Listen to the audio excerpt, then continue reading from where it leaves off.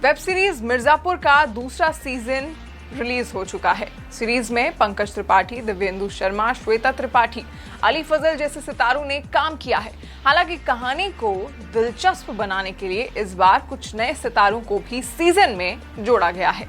पिछले सीजन की तरह ही इस बार भी कालीन भैया का भौकाल बरकरार नजर आया। मिर्जापुर 2 में पहले सीजन के आगे की कहानी को दिखाया गया है। पहले सीजन के लास्ट एपिसोड में मुन्ना त्रिपाठी बबलू पंडित और स्वीटी को मार देता है, लेकिन गुड्डू पंडित और गोलू बच जाते हैं। इसके बाद अब बदला लेने और मिर्जापुर पर राज करने की कहानी शुरू होती है। गुड्डू पंडित भाई और अपनी पत्नी की मौत का बदला मुन्ना और उसके पिता कालीन भैया से लेना चाहता है और इस काम में साथ देती है गोलू। इस सीजन में शुरू के 2 एपिसोड गुड्डू पंडित और गोलू के सर्वाइवल पर हैं। दूसरे सीजन की शुरुआत से लेकर अंत तक कहानी परेशान नहीं करती है। बीच बीच में कॉमेडी, शानदार डायलॉग और सस्पेंस ने जबरदस्त तड़का लगाया है। सीरीज में जो बड़े बदलाव होते हैं वो हैं गोलू का बंदूक उठा लेना और गुड्डू भैया का लंगड़ा हो जाना।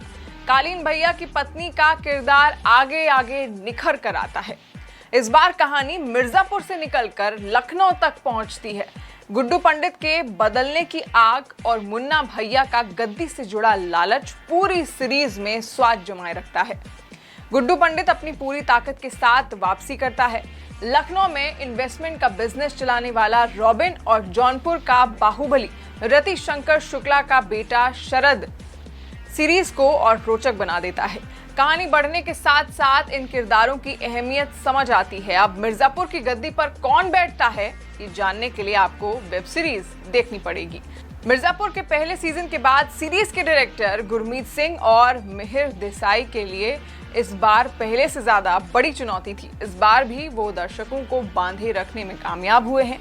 सीरीज का पहला एक एपिसोड खत्म होने के बाद आपको इसका दूसरा एपिसोड देखने पर मजबूर कर देगा।